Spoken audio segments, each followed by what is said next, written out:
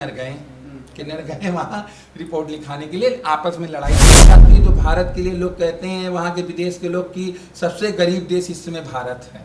अब बताइए कि जहाँ रोजी रोजगार नहीं है। अगर इंडिया में कौन कास्ट है और क्या कास्ट लिखे हैं, तो इस पर तो सरकार को उसी समय एक्शन लेना चाहिए था जब वो बदला जा रहा था। अब कहाँ से जागी है? लाइन पे मार के फेंका जा रहा है, सरेआम मार दी जा रही लोगों को। अभी गोरखपुर में कितने कांड हुए आप देख लीजिए। मैं राखी भी बांधती हूँ, अभी जन्मदिन में हम लगभग 80 किन्नर गए थे उनका तिलक करने के लिए, और सारे किन्नरों से उन्होंने तिलक करवाया। किन्नर समाज, जिसको थर्ड जेंडर या ट्रांसजेंडर के नाम से भी जाना जाता है, कई सारे सामाजिक दबावों से उनको रोज़ उनका सामना होता है। अगर बात करें तो कानूनी रूप से भी उनको कई सारी समस्याओं का सामना करना पड़ता है। रोजगार के मुद्दे होते हैं, उस पर भी कई सारी समस्याएं होती हैं। बात करने के लिए हमारे साथ मौजूद हैं पायल किन्नर जी। बहुत बहुत स्वागत है आपका हमारे साथ। जी नमस्कार, और पूरे देशवासियों को भी मेरी नमस्कार। काफ़ी संघर्ष का जीवन बिताते हैं किन्नर समाज के लोग। आप लोग भी काफ़ी संघर्ष करके यहाँ पे पहुँचे हैं। क्या जीवन जर्नी रही है आपकी? कैसे स्टार्ट किया और यहाँ तक आप पहुँची हैं? शुरुआत कैसे हुई थी? देखिए, हम लोगों का जो जीवन होता है हमारे किन्नर समाज का, वो हमेशा दुख भरा रहता है। इसलिए दुख भरा रहता है, कभी कभी कोई किन्नर ऐसे होते हैं जिनके परिवार बहुत अच्छे होते हैं, जो उनको सपोर्ट करते हैं और उनके साथ में वो रहते हैं, आराम से उनका ज़िंदगी लाइफ बहुत अच्छी कट जाती है। लेकिन कुछ लोग ऐसे होते हैं जो कहते नहीं है, समाज बिल्कुल नहीं चाहता है कि ये बच्चा यहाँ रहे। तो कुछ ऐसे लोग हैं जिनके साथ ये हुआ है, उनमें से एक मैं भी हूँ। ठीक है, मेरे साथ भी ऐसा हुआ है, और मैंने भी अपनी ज़िंदगी में और अपने जीवन में जो संघर्ष किया है। एक जो बच्चा होता है अपने बचपन में, जो अपनी माँ की ज़रूरत होती है, अपने पिता की ज़रूरत होती है, अगर उस बच्चे को समाज के कहने से या गांव वालों को कहने से उस बच्चे को बाहर निकाल दिया जाए, तो सोच लीजिए कितनी दुख भरी वो ज़िंदगी होगी, और कितना कष्ट होगा, कितनी परेशानी होगी कि वो बच्चा जाएगा कहाँ निकलने के बाद घर से। बिल्कुल आपने सही बात कही। एक सवाल है कि जैसे रोजगार का एक मुद्दा होता है, ज़्यादातर हम देखते हैं किन्नर समाज के लोग होते हैं, ज़्यादातर अपना जीवन जो है भीख मांग के या फिर ऐसे चीज़ों को लोगों के मतलब ऊपर निर्भर रहते हैं। रोजगार को लेकर के सरकार की तरफ से कोई प्रयास नहीं होते। आप लोगों को सामाजिक रूप से भी कई सारी बोला तो जाता है कि आप घर जाते हैं तो कई सारी दुआएं देते हैं, लेकिन फिर भी समाज जो है स्वीकार नहीं कर पाता है। इसको लेकर के कभी कोई अनुभव? देखिए, समाज वाली बात रही, समाज न कल स्वीकार करता था, न आज करता है और न करेगा। इसके लिए हमें संघर्ष खुद करना पड़ रहा है।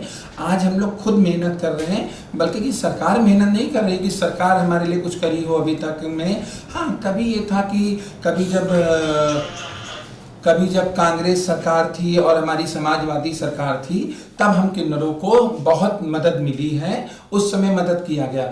लेकिन जब से ये बीजेपी सरकार आई है, किन्नरों को कोई मदद नहीं, सिर्फ कागज में हैं, लेकिन कागज में है कि किन्नरों को इतना फंड दिया जा रहा है, किन्नरों के लिए इतनी सुविधाएं दी जा रही, लेकिन अभी तक हमारे किसी किन्नर को कोई सुविधा और कोई चीज़ नहीं मिली है।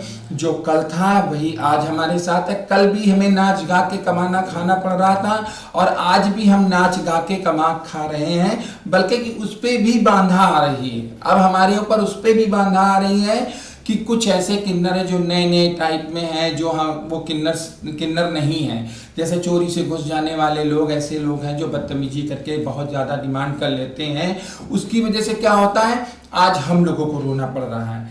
लोगों के बीच में ये हो गया है कि जो रियल के किन्नर हैं वो बदतमीजी करते हैं और मनमांगनी मांगते हैं, लेकिन ऐसा कुछ भी नहीं है।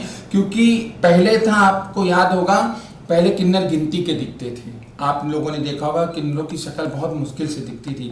आज ऐसा हो गया है कि किन्नर बिल्कुल जिसको देखिए वही किन्नर बना, गाजर मूली के तरीके रोडों पे टहल रहा है, गलियों में दिख रहा है, मोहल्लों में दिख रहा है। पहले तो ये होता, लोग कहते थे महीना भर किन्नर है। तो उनकी वजह से जो किन्नर सही हैं, जो शुरू से करते चले आए हैं इस चीज़ों को, उनको बहुत दिक्कतें हो रही। आपने अपने जीवन में क्या संघर्ष किया, यहाँ तक पहुँची? राजनीतिक जो यात्रा रही वो कैसी रही आपकी? देखिए, मेरी राजनीति यात्रा जो रही है बहुत दुख भरी रही है, बहुत कष्ट भरी रही है। यहाँ तक पहुँचने के लिए मुझे बहुत मेहनत करनी पड़ी है, और इसमें तो मैं कहना चाहूँगी अभी तक मैं इतनी जगहों पे देखा है लोगों को, किन्नरों को और पार्टियों में जाते हुए, लेकिन कोई सम्मान, कोई चीज़ नहीं मिली है। लेकिन मेरी किस्मत, मैं अपनी किस्मत को मैं बहुत बहुत ये सोचूंगा, मैं बहुत बड़ी खुशनसीब हूँ कि मैं राष्ट्रीय अध्यक्ष अखिलेश भैया के पास जाकर जुड़ी हूँ, जिन्होंने मुझे इतना सम्मान दिया है और मुझे अपने बगल में बिठाया है और हमेशा उन्होंने मेरी मदद करने की कोशिश की, हम किन्नर समाज की। कभी उन्होंने किन्नरों को दिल नहीं दुखाया। अभी उनका जन्मदिन, अखिलेश भैया की बात कर रही हैं आप, राखी भी बांधती हैं उन्हें? जी, मैं राखी भी बांधती हूँ। अभी जन्मदिन में हम लगभग 80 किन्नर गए थे उनका तिलक करने के लिए, और सारे किन्नरों से उन्होंने तिलक करवाया। हर किन्नर से बारी बारी सबसे मुलाकात की और सबको उन्होंने बुलाया, उनसे तिलक करवाया और सबसे कहा कि सरकार बनने दो, मैं सबके लिए सब कुछ करूँगा, तुम लोग को कभी परेशान नहीं होने दूंगा, और तुम्हारी जो तुम्हारी प्रथा चलती आई है, जो तुम लोगों ने मांगने का काम जो तुम करते हो, जिनको नौकरी करना होगा नौकरी कराएंगे, और जिनको ये काम करना होगा जो करते चले आए आपके बुजुर्गों के जमाने से चला आया, उस काम को भी मैं बंद नहीं करूंगा। हमेशा वो अखिलेश जी की 2012 से लेकर के 17 तक उनका कार्यकाल रहा, कोई काम आपको याद आते हो या उन्होंने कहा हो 2012 से 17 तक किन्नर समाज के लिए उन्होंने किया हो? जी हाँ, बिल्कुल किया है। हाँ, हमारे नेताजी जब जीवित थे, हमारे मुलायम सिंह जी जब जीवित थे, तब उन्होंने किन्नरों को बहुत दिया है। उन्होंने किन्नरों को बुला बुला के मदद किया, अपने घर पे बुलाते थे, कभी खाली उनके घर से किन्नर है, बल्कि एक किन्नर है वहाँ पर सदर में रहती हैं, हरी राम नाम था, वो इस दुनिया में अब नहीं है, हरी राम। वो जब उनके घर में खुशी आई थी, तो वो जब किन्नर गए तो माननीय हमारे नेताजी ने उनको मकान दिया था, उनको जो है दुबग्गा में मकान भी दिया था और उन्हें गाड़ी भी दी थी और कपड़े भी दिए। उन्होंने कहा जो तुम्हें खुशी से चाहिए बताओ, हम सब तुम्हें देंगे, और भी जिन किन्नरों को चाहिए सबको बुला के लाओ, मैं सबको दूंगा। तो उन्होंने हमेशा, नेताजी ने मदद की, और उन्हीं राह पर हमारे माननीय राष्ट्रीय अध्यक्ष अखिलेश भैया उसी राह पे चल रहे हैं। आप भाजपा से भी जुड़ी रही, भाजपा का भी कार्यकाल देखा 2017 से लेकर के 22 तक, आप समर्थन करती रही, जुड़ी नहीं रही, उनका समर्थन भी किया। भाजपा की सरकार में कई काम हुए, खास करके जैसे योगी आदित्यनाथ जी मुख्यमंत्री जी कहते हैं कि 2012 से लेकर 17 तक गुंडों का राज हो गया था, हर जगह गुंडे माफिया ये सब हो गए थे, और 17 के बाद माफिया नहीं दिखते हैं। अच्छा, आप बताइए कौन सी चीज़ नहीं हो रही है, कहाँ माफिया नहीं दिख रहे हैं? बताइए, सरेआम बेटियों के साथ बलात्कार हो रहा है, बलात्कार के बाद मार दिया जा रहा है, रेलवे लाइन पे मार के फेंका जा रहा है, सरेआम मार दी जा रही लोगों को। अभी गोरखपुर में कितने कांड हुए आप देख लीजिए, अभी कई जगह पे कितने कांड हुए, आप लोग खुद भी देख रहे हैं, और उसके बाद आप देख लीजिए संभल तरफ कितनी चीज़ें हो गई हैं, कितने कांड हो। तो इन सब चीज़ों से देखिए कुछ होता नहीं है, जैसे बता रहे हैं, अपनी सफाई दे रहे हैं भाजपा सरकार की, नहीं हमारे में कुछ नहीं हो रहा, ऐसा कुछ नहीं, बल्कि कि मुझे लगता है इतना तो समाजवादी में नहीं हो रहा था जितना अब हो रहा है। एक नारा भी देते हैं, जहाँ दिखा सफाई वहीं बिटिया घबराई। देखिए, ये सब कहने की बातें हैं, अगर ये नारा इनका होता तो आज जितनी जनता हमारे राष्ट्रीय अध्यक्ष अखिलेश भैया सपा के साथ में, पीडीए के साथ में है, उतनी जनता अगर किसी के साथ हो तो बताओ। मैं कहती हूँ एक रैली करके देख लें, एक रैली हम लोग कर रहे हैं हमारे माननीय राष्ट्रीय अध्यक्ष जी, और एक रैली ये करके देख लें। ये लोग शायद अपना पैसे दे के लाएंगे, मैं जो सुनती रहती हूँ कि पैसे दे के महिलाएं बोलती कि मुझे पैसे दे के लाया गया, ज़बरदस्ती लाया गया है, तो वही चीज़ें मैं देखती हूँ। लेकिन हमारे में खाली ये पता चल जाए हमारे माननीय राष्ट्रीय अध्यक्ष जी वहाँ आ रहे हैं कार्यक्रम के लिए, लोग न जाने कहाँ कहाँ से दौड़े चले आते हैं। मैं सोशल मीडिया पे एक्टिव हूँ, मेरे पास सऊदी अरब से फ़ोन आता है, सऊदी अरब से आता है, बैंकॉक से आता है, मलेशिया से आता है, दुबई से आता है, सब यही कहते हैं मुझसे कि आप बहुत अच्छा काम कर रही हो और हमारे भैया की सरकार बनवाइए, अगर उनकी सरकार बन जाएगी तो हम लोग सब दुबई छोड़। सऊदी अरब के लोग मतलब? जी, वहाँ के लोग करते हैं कि यहीं के लोग? यहाँ के लोग जो वहाँ नौकरी कर रहे हैं, काम कर रहे हैं, उन्होंने कहा कि भैया सरकार बनवाइए, आप लोग तो दुआ लगती है, आप लोग सरकार बन जाएगी तो हम लोग यहाँ से छोड़ के काम फिर यूपी वापस आ जाएंगे। देखिए, ये लोगों का कहना है। बात बताइए, 17 से आप समर्थन की भाजपा का, सरकार बनाने में अहम रोल आप बता रही कि है आपका, रहा होगा भाजपा में, तो क्यों आपने छोड़ दिया, क्यों सपा की तरफ आपका रुझान हो गया? नहीं, मैं भाजपा में कोई इस तरीके रोल नहीं था मेरा। हम लोग जब शुरू में, जब प्रधानमंत्री चुनाव नरेंद्र मोदी जी लड़ रहे थे चुनाव, तब उन्होंने एक जुमला फेंका था 15 लाख का, 15 लाख। अब हमारे किन्नर समाज के भी लोग काफ़ी परेशान थे, जनता भी हमारी परेशान थी, सब लोग। तो मैंने भी कहा भाई चलो वोट डाल देते, 15 लाख हमारे भी अकाउंट में आ जाएगा, तो हम भी खुशी खुशी में वोट डाल दिया था। अब हमें क्या पता था कि 15 लाख तो नहीं आएगा, वो जुमला है और उल्टा हमारे जेब से चला जाएगा, ये था। और बाकी 15 लाख आए नहीं 15 लाख आए नहीं, बल्कि उससे ज़्यादा तो और हमारा खर्चा हो गया। अच्छा ये बताइए कि भाजपा सरकार, आप इतना विरोध कर रही, कोई 5 काम आपको नहीं अच्छे लगते हैं कि सरकार के जो है 2017 से लेकर के अभी तक सरकार है, 25 में है हम लोग, करीब करीब 8 साल हो गए हैं। योगी जी इतने बखान करते हैं, अभी अमित शाह जी आए हुए थे, 60,244 नियुक्ति पत्र बांटे, उन्होंने तो कहा कि बहुत अच्छा काम कर रही योगी सरकार।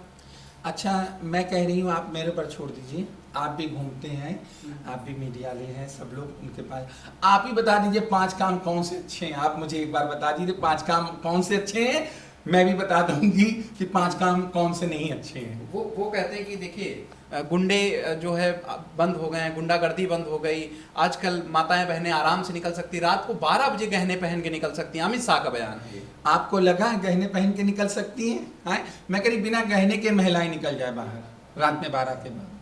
अभी देखिए 1090 पे मैटर हुआ, कितना हुआ दुनिया जानती है, आप लोग भी जानते हैं। घटनाएं तो होती रहती हैं, पुलिस काम कर रही, पहले एक सरकारों में सुनवाई नहीं होती थी। तो पुलिस काम कर रही तो फिर क्यों हो रहा है? पुलिस काम करे ना। मैं तो कहती हूँ पुलिस अगर काम कर रही होती तो ऐसी नौबत ना आती। वो कह रहे हैं कि हम लोग जो है स्कूलों को जो है नवीनीकरण कर रहे हैं, उसको लेकर के आप लोग विरोध करना चालू कर दिए, मर्जर ही तो कर रहे हैं उसमें। अच्छा ये बताइए, जो कह रहे हैं हम स्कूलों को बंद करवाने का भी हमारा माननीय योगी जी ने बोला स्कूल मर्जर करा रहे हैं, उनका कहना। किसमें करा रहे हैं? अरे कहें जहाँ बच्चे नहीं आ रहे हैं उसको मर्ज कर रहे हैं। जब स्कूल के अंदर कुछ भेजा नहीं जाएगा, खाने के लिए कुछ मिलेगा नहीं, बच्चों को टीचर नहीं आएंगी, तो उस स्कूल में बच्चे जाके क्या करेंगे? तो मैं तो कहती हूँ सरकार को पहले तो उन लोगों को टाइट करना चाहिए, उन टीचरों को कहना चाहिए कि भाई तुम लोग टाइम से क्यों नहीं पहुंचते, वहां अधिकारियों को जाना चाहिए, जांच करना चाहिए। स्कूल बंद करने की नौबती क्यों आती? आप देखिए दिल्ली में भी तो सरकारी स्कूल चल रहे थे, कितने सारे खोले गए और कितने अच्छे से चल रहे थे बाकायदा, लेकिन अब उनकी भी नौबत आ गई बंद होने की। आप देख लीजिए, दिल्ली में बढ़िया था, बिल्कुल बढ़िया था भाई। वहाँ केजरीवाल को मैंने देखा, वहाँ के लोग तारीफ करते थे, वहाँ ऑटो वाले तारीफ करते थे, लोग कहते थे, बहुत तारीफ करते थे। मैं देखती थी, मैं ऑटो में बैठी, मैंने ऑटो में बैठ के मैंने पूछा, मैंने कहा यहाँ की सरकार क्या काम करे? कहले बहुत अच्छे केजरीवाल, हम लोग को बिजली दी फ्री, ये दिया वो दिया, मतलब काफी। जिस तरीके माननीय राष्ट्रीय अध्यक्ष अखिलेश भैया ने मेरे काम किया यहाँ 5 साल, आज जनता उनकी दीवानी है, आज जनता उनको मानती है, इतना इज्जत करती, इतना सम्मान अब तो लोगों के मुंह पे आने लगा है कि अखिलेश फिर से। आप कह रहे हैं काम किया, आरोप लगता था कि 86 में से 56 एक ही जाति के लोग आ जाते थे। 86 में से 56 एक ही जात के लोग हैं। जात पात की बात तो हम लोग करते ही नहीं थे। हम लोग कब जात पात की बात करते हैं? वो तो बताते थे कि खाली उनके कहने थे जात पात वाले तो ये लोग हैं, जात पात ये कर रहे हैं। हम लोग कब जात पात की बात है? इतने साल 5 साल सरकार चली, आपने कभी सुना कि मुसलमान खराब है, पंडित खराब है या फिर ठाकुर खराब है? आप बताइए, कभी अगर सुना हो कोई खराब हो, आप बताइए एक बार भी मुझे। झगड़ा अभी भी लगवा रहे हैं, इटावा में देखो झगड़ा लगवा दिए। देखिए अब वही तो मैं कहना चाहती हूँ, इटावा में जो झगड़ा लगाया हम लोगों ने थोड़ी लगाया है। वही पंडित जी हमारे जो यादव जी जाते थे उन घरों में पूजा करते थे, अभी तक कितने घरों में जाकर उन्होंने पूजा किया है। इतने दिन बाद क्यों याद आया वहां के लोगों को? इतने दिन बाद क्यों वहां के लोगों को याद आया कि ये यादव हैं? अरे तो अभी ब्रजेश पाठक जी उप मुख्यमंत्री जी का एक पॉडकास्ट में देख रहा था, उसमें बोले कि किसी के जाति से थोड़ी ना प्रॉब्लम, छेड़खानी करेंगे तो समस्या हुई। ये बताइए, मैंने सुना है कि उसमें जो एक व्यक्ति था वो नेत्रहीन बच्चा था, वो तो बताइए क्या ऐसे लोग छेड़खानी करने जाएंगे? वहां पर अभी तक कभी कुछ नहीं हुआ, अब छेड़खानी कहां से कर दिया उन्होंने? अगर छेड़खानी किया है तो आजकल तो सोशल मीडिया है और जो है स्मार्टफोन आ रहे हैं, सरकारों ने इतने दे रखे हैं, उससे वीडियो बना के दिखाए ना। वीडियो तो आजकल हर आदमी बनाता है, किसी के कोई घर जाता चाय पीने तो उसका वीडियो बन जाता है। और इतनी बड़ी पूजा हो रही, क्या वहाँ वीडियो नहीं बना होगा? एक वीडियो वायरल हुआ था उन महिला का, वो कह रही थी कि पहले हमने ध्यान नहीं दिया, इसलिए जो है हमने कोई FIR भी नहीं कराई और छेड़खानी भी की, इस वजह से जो है हम लोगों ने उनको। मैं महिला जी से यही कहना चाहती हूँ कि मैडम जी, अगर छेड़खानी पंडित जी ने की है तो आप वीडियो दिखाइए ना, दुनिया के सामने वीडियो लाइए, कम से कम लोगों को दिखे, जानकारी तो हो कि भाई आप सच हैं, हम लोग गलत हैं। और अगर नहीं दिखा रही तो मैं तो कहूँगी आप झूठ बोल रही हैं, हम लोग सच हैं अपनी जगह। अच्छा, जो घटना हुई उस इटावा कांड को लेकर के, उनका सर मुड़ा दिया गया, उनकी चोटी काट दी गई, ऐसे कई सारे वायरल हुए। उसके बाद दूसरी तरफ से आरोप लगाया गया कि उन्होंने नाम में हेरा फेरी की थी, उनका नाम जो है अग्निहोत्री लगा लिया था, मुकुटमणि अग्निहोत्री कर लिया था। तो क्या ऐसी घटनाएं सभ्य समाज को शोभा देती हैं? ये बताइए, जैसे कह रहे हैं उन्होंने नाम बदल लिया था, उन्होंने जात को बदल लिया था, और आधार में ऐसा लिखा था, तो इसमें गलती किसकी? सरकार की है ना, मौजूदा सरकार की गलती है ना। क्या कर रही है बैठ के? क्या उनको ये भी नहीं मालूम है ये कौन कास्ट है और क्या कास्ट लिखे हैं? तो इस पर तो सरकार को उसी समय एक्शन लेना चाहिए था जब वो बदला जा रहा था। अब कहां से जागी है ये सरकार? इतनी देर बाद कि उनकी नींद खुली है, पहले नहीं खुली थी, तभी करना चाहिए था, उसी समय पूछना चाहिए था कि आप कौन कास्ट है, आपने कैसे बदलवा लिया इसको, फिर क्यों ऐसा? अच्छा, एक बात बताइए, क्या आपको लगता है कि 2012 से लेकर 17 तक जो आरोप लगे, माफियागिरी के आरोप लगे, गुंडागर्दी के आरोप लगे, अगर 2027 में जनता मौका देती है तो फिर वही नहीं रिपीट होगा? देखिए, ऐसा कुछ नहीं है। अगर 2027 में पहली बार मैं लिख के दे दूं कि हम लोग आ रहे हैं, हमारी समाजवादी पीडीए की सरकार बन रही है, और जैसे ही बनेगी हमारे माननीय राष्ट्रीय अध्यक्ष जी हर महिला को, हर घर महिला में 3-3 हजार रुपए सबको दिया जाएगा। और आपको पता होना चाहिए, जो हमारे माननीय राष्ट्रीय अध्यक्ष जी बोल देते हैं वो बिल्कुल सत्य होता है। इससे पहले भी उन्होंने लोगों की मदद की है, दुनिया भर की चीजें बनी है। और बीजेपी वाली स्कीम आप लोग भी ला रहे हैं? बीजेपी की स्कीम कहाँ से है? अरे एमपी में वो कह रहे हैं हम दिए हैं, अभी दिल्ली में भी कहाँ दिए हैं? दिल्ली वाले रो रहे हैं, मकान भी चलेगा, 2500 तो छोड़ो, मकान भी खत्म हो गए बेचारों। मैंने देखा एक महिला रो रो के मीडिया में बोल रही थी, रो रही थी, कहने लगी, वो मीडिया वालों ने पूछा क्या कर रही हैं आप? कहीं बिरयानी खा रही हूँ, तो कहीं बिरयानी खा रही, कहीं हाँ कहीं अपने घर में खा रही हूँ। देखिए, हमको यहाँ मुख्यमंत्री जी ने मकान दिया, प्रधानमंत्री जी ने मकान। तो कितनी शर्म की बात थी कि वो महिला रो रो के, बताइए, रोड के ऊपर अपने मकान जहाँ उसका टूटा, मैं बैठ के बिरयानी खा के बेचारी रो रही थी। कितनी शर्म की बात है, ऐसा करना चाहिए। इन्होंने तो कहा था कि हम गरीबी हटाएंगे, मुझे तो लगता है गरीबों को हटाने में लगे हैं, मुझे नहीं लगता गरीबी हटाएंगे। अगर गरीबी हटानी होती तो अब तक गरीबी हट गई। आज सबसे ज्यादा हमारे यहाँ के लोग, उत्तर प्रदेश से लेकर पूरे इंडिया के लोग, आप देख रहे हैं विदेश के अंदर जा रहे हैं, यहाँ से छोड़ छोड़ के विदेश में जा के बस रहे हैं। कह रहे हैं इससे तो अच्छा यहाँ है, हम 2 रोटी खाएंगे, 1 रोटी मिलेगी, लेकिन खुश रहेंगे जीवन में। तो चीजें देखिए, रोजगार के लिए जा रहे होंगे विदेश, तो रोजी रोजगार हमारे वहाँ क्यों नहीं है? सरकार तो दावे बड़े बड़े करती है, 11 साल के जो हैं अपनी सारे उपलब्धि गिना रही कि हमने ये काम किया, वो काम। फिर हमारे लोग यहाँ से छोड़ छोड़ विदेश क्यों जा रहे हैं? दिखाए ना, अगर काम किया है तो कर। अगर यही सरकार मन लगा के काम कर लेती, दिल लगा के काम कर लेती, तो आज जो इनको दौड़ना पड़ रहा है, इतना प्रचार करना पड़ रहा है, गली गली जाना पड़ रहा है, शायद इनको न जाना पड़ता। आज हमारे राष्ट्रीय अध्यक्ष जी को क्यों याद किया जा रहा है, माननीय अखिलेश भैया जी को? क्योंकि उन्होंने काम किया है। तभी लोग कह रहे हैं कि इससे अच्छी वो सरकार थी जिसको हम लोगों ने गलती से हटा दिया, गलती से। वो भी कहते कि 15 लाख के लालच में हम लोगों ने हटा दिया। तो चीज सोचने वाली है। 15 लाख तो नया जुमला हमारे अकाउंट में आ गया, वो हम लोगों ने रख लिया, खर्चा कर रहे हैं। अभी जुमले से सब खर्चा चल रहा है? बिल्कुल चल रहा है। अब हमारे मोदी जी बोलते रहते हैं, हमारे मोदी जी प्रधानमंत्री जी बोलते रहते हैं, इतनी बातें बता रहे हम लोग। दुनिया में भारत का नाम रोशन हो रहा है, मोदी जी कह रहे हैं अभी देखो सम्मान मिल रहा, कई कई देश जा रहे हैं। अभी हमने देखा 2-4 दिनों में बहुत सम्मान मिला है। देखिए, सम्मान जो मिल रहा है, सम्मान हमारे प्रधानमंत्री जी को मिल रहा है, लेकिन मैंने तो ये भी सुना है कि वहाँ के लोग तो ये भी बता रहे हैं कि वहाँ पे जो है भारत की बात की जाती है तो भारत के लिए लोग कहते हैं, वहाँ के विदेश के लोग, कि सबसे गरीब देश इस समय भारत है। अब बताइए कि जहाँ रोजी रोजगार नहीं है। अगर इंडिया के लोग जा के विदेश में जाके बसेंगे तो क्यों बसेंगे? आदमी क्या सोच रहा होगा? इसका मतलब वहाँ काम नहीं है। तो मैं तो यही कहना चाहूँगी माननीय प्रधानमंत्री जी से कि प्रधानमंत्री जी लोगों को काम दीजिए। अच्छा, एक सवाल आपसे, जैसे अखिलेश जी की आपने बड़ी तारीफ की, टिकट की मांग आपकी अभी पहले भी रही है, पहले भी आपने टिकट मांगा, अभी क्या लगता है? हमें लगता है, कुछ लोगों का कहना है कि अखिलेश जी आप लोगों की बात नहीं सुनते। नहीं, बिल्कुल सुनते, क्यों नहीं सुनते हैं। इससे पहले देखिए, अयोध्या में जो है हमारी गुलशन बिंदु किन्नर थी, वो चुनाव लड़ी थी, टिकट वहाँ अयोध्या में दिया गया। तो आप चुनाव लड़ रहे हैं? चुनाव के लिए मैंने कहा है, मैं बोल रही हूँ राष्ट्रीय अध्यक्ष जी से, अगर चाहे अगर देंगे तो मैं तो कैंट का मांगूंगी बस।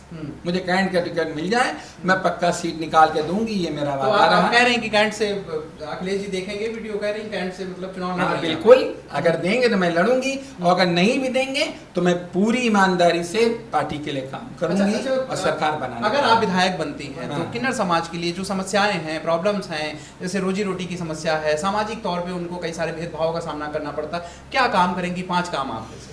देखिए, किन्नरों के लिए तो काम करने वाली बात अलग रही है। किन्नर के अलावा हम समाज का भी काम करेंगे। ज़रूरी नहीं, देखिए वहाँ खाली हमारा किन्नर ही वोट नहीं दे रहा, हमारी जनता भी वोट दे रही, तो हमें जनता को भी देखना है। और किन्नर समाज है, किन्नर समाज तो हमारा अधिकार ले ही लेता अपने हिसाब से, हम लोग तो ले ही लेते, अपना अधिकार खुद मांग लेते बहुत हैं। सारी समस्याएं हैं उनके भी जीवन में, उनकी जो समस्याएं, वो उस समस्याओं को ख़त्म किया जाएगा।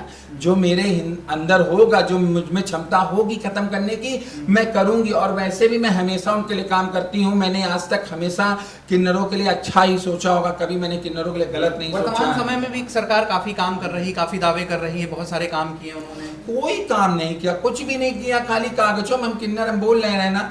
हमें क्या दिया? आप देखिए, आप लोग मीडिया वाले, आप खुद मुझे बता दीजिए क्या हम किन्नरों को मिला आज तक, आप मुझे इतना बता दीजिए। आप लोगों तो दुनिया के हर कोने में जाते हैं, आप लोग हर किन्नर से भी मिलते हैं, जनता, बताइए कोई चीज़ अगर दी हो तो आप मुझे एक बार बता दें कि आपको ये चीज़, आपके किन्नरों के लिए ये चीज़ करी गई है। अभी मैंने सुना है, ये बताइए, उन्होंने कहा ये इससे पहले भी तो देश आज़ाद हुआ, हमारा ही रोल था, हम किन्नरों का तो रोल था देश आज़ाद कराने में। हम लोगों ने राजाओं का कितना साथ दिया है, अंग्रेजों को भगाने में कितना बड़ा हम लोग का किरदार रहा है, और हम लोग राजाओं के वहाँ दासी बन गए। और रही बात उसकी, अभी मैंने कुछ दिन पहले सुना था कैसरबाग में एक थाना चौकी खुली, किन्नरों की चौकी खुली है। तो उसमें जो है हमारे कुछ किन्नर गए वहाँ रिपोर्ट लिखाने के लिए, आपस में लड़ाई झगड़ा, मतलब कुछ लड़कों ने बदतमीजी की, तो वहाँ गए इस रिपोर्ट। तो कहने लगे वहाँ, अब ये बताइए, हम अगर वहाँ जाते हैं, उस चौकी के अंदर अगर इन्होंने किन्नर की चौकी बनाई थी तो वहाँ किसी किन्नर को बिठाना चाहिए था। मैं पुरुष से बताऊं कि इन्होंने मेरे कपड़े नोचे, मैं महिला से कहूं कि इन्होंने क्या किया मेरे साथ। जब आपने चौकी खोली मेरे लिए तो किन्नर भी वहाँ भर्ती होनी चाहिए। बहुत से पढ़े लिखे किन्नर हैं, मैं तो कहती पुलिस भर्ती निकालें भाई, पुलिस भर्ती निकालें और किन्नरों पे कार्रवाई वही करें। बताइए, आज पुरुष लोग हम किन्नरों पे लाठी चलाते हैं, पुलिस प्रशासन बताइए, जरूरत पड़ने पे बताइए महिलाओं पे भी पड़ता है, हम पर भी लाठी पड़ती है। तो कितनी शर्म की बात है। महिलाओं के लिए महिलाएं बनी, पुरुष के लिए पुरुष बने हैं, तो किन्नरों के लिए किन्नरों की भर्ती होनी चाहिए। तो यहाँ ना छोड़ के हमको वहाँ बॉर्डर पे भेज रहे हैं, वहाँ हम क्या कर लेंगे 4 किन्नर मिलके? अरे जो हमारे युवा हैं इनको नौकरी दे, परमानेंट इनको दें, सेना में परमानेंट इनको दे, इनको भेजें, सब तैयार हैं। हम तो रहे, अग्निवीर स्कीम आई इतनी बढ़िया, आप लोग, अगर मैं आपसे मैं कहूँ ये बताइए, आपसे मैं कहूँ कि आइए यहाँ 6 साल के लिए हमारे वहाँ काम कर लीजिए, और 6 साल बाद जो है आप छोड़ दीजिएगा और फिर दूसरा कोई आ जाए। हैं तो अग्निवीर स्कीम से खुश नहीं है आप लोग? किस लिए बताइए? आदमी अगर 5 साल बाद उसको छोड़ के वहां से आना पड़े, बाकी के दिन वो क्या करेगा? अभी मुख्यमंत्री जी ने जो है 10% कोटा लगा दिया, काहे? नौकरी मिलेगी 10% का आरक्षण। आज 8 साल बाद हमारे माननीय मुख्यमंत्री जी जागे हैं, 8 साल बाद जागे। इससे पहले 5 साल सरकार रही तब क्यों नहीं जागे? अब क्यों जाग रहे हैं? क्या 24 का चुनाव जब आया उसका रिजल्ट आने के बाद जाग रहे हैं हमारे माननीय मुख्यमंत्री जी? 24 के चुनाव में जब जनता ने जवाब दे दिया तब समझ तो कहें आप लोग ब्लफ कर दिए थे, खाते में सीधा 8-8 हजार अकाउंट में भिजवा रहे थे, संविधान खतरे में है। कहाँ संविधान खतरे में चला? कौन कह रहा था? प्रधानमंत्री जी भी कह रहे हैं, गृह मंत्री भी कह रहे हैं कि झूठ बोला गया। हम लोग ने? और क्या, हम लोग क्यों झूठ बोले? 8-8 हजार रुपए खाते में भिजवा रहे थे। इसके अलावा संविधान खतरे में था। खाते में आया? अरे कांग्रेस डलवा नहीं रही थी। अरे कहाँ आया भाई? ऐसे तो आप लोग क्यों नहीं? ऐसे तो वो भी जुमलेबाजी नहीं किया कि 15-15 लाख रुपए भेजेंगे। और अभी आपको पता दिल्ली का जब चुनाव हो रहा था तो हमारे केजरीवाल जी ने कहा था वहाँ पे कि सबको 3-3 हजार रुपए सबके खाते में जाएंगे, वहाँ ठीक है कहा था। तो उसके बाद इन्होंने रिपीट में क्या कहा? इन्होंने भी वही हफ्ता अपना लिया। पहली किस्त दी नहीं थी उन्होंने, प्रवेश वर्मा जी ने घर बुला के महिलाओं को दिया। कितनी महिलाओं को दिया? काफी अच्छी भीड़ थी मीडिया। कितनी? आप बताइए, आप तो मीडिया वाले, कितनी? आप खुद ही बताइए कितनी भीड़ थी? अरे ठीक ठाक रही होगी जो कितना भी 100-200 थे ना? हाँ, तो क्या भैया- दिल्ली में 100-200 हैं? हैं? अगर आप गिनती गिनेंगे गरीबों की कितनी तादाद होगी बताइए आप? क्या 100-200 लोग हैं? तो जनता ने क्यों बदल दिया दिल्ली में? रेखा गुप्ता को मुख्यमंत्री बना दिया। तो जनता ने बदल दिया, वही तो जनता आज पछता रही है, आज जनता रो रही है, आज बोल रही है, रो रो के बोल रही है कि हमने बहुत बड़ी गलती की है। वो तो कह रही है, लेकिन बहुत लोग कह रहे हैं कि हमने तो वोट भी नहीं दिया, उसके बावजूद भी ये जीत गए। तो ये चीजें देखने वाली है ना। जो व्यक्ति इतने 10 साल आज 12 साल से काम कर रहा है, उसके काम पर लोग दिल्ली वाले खुश थे, वो एकदम से कैसे बुरा हो क्या गया? मतलब आप क्या कहना चाह रहे हैं, ईवीएम में गड़बड़ी?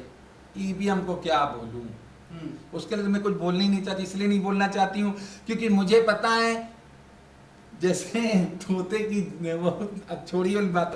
अब क्या नहीं कुछ नहीं। अब ईवीएम के लिए मैं क्या बोलूं, मुझे पता वो भी ईवीएम हटाएंगे नहीं, किसी की जिंदगी ईवीएम में है तो ईवीएम हटाएंगे नहीं, बैलेट तो पेपर 2027 लाएंगे का नहीं। चुनाव मान लो समाजवादी पार्टी हार जाए तो ये ईवीएम वाला आरोप तब भी लगेगा। देखिए पहली बात तो हम हार नहीं गए, ठीक है, हम हार ही तो नहीं अगर रहे। आप जीत रहे हैं तो ईवीएम सही है। कौन ईवीएम की बात ही, हम तो कह रहे हैं अभी से हटा दे ईवीएम, हम तो करें अभी से हटा दे। बिहार का चुनाव कर रहे हैं उसमें भी हटा के बैलेट पेपर पे कर लें।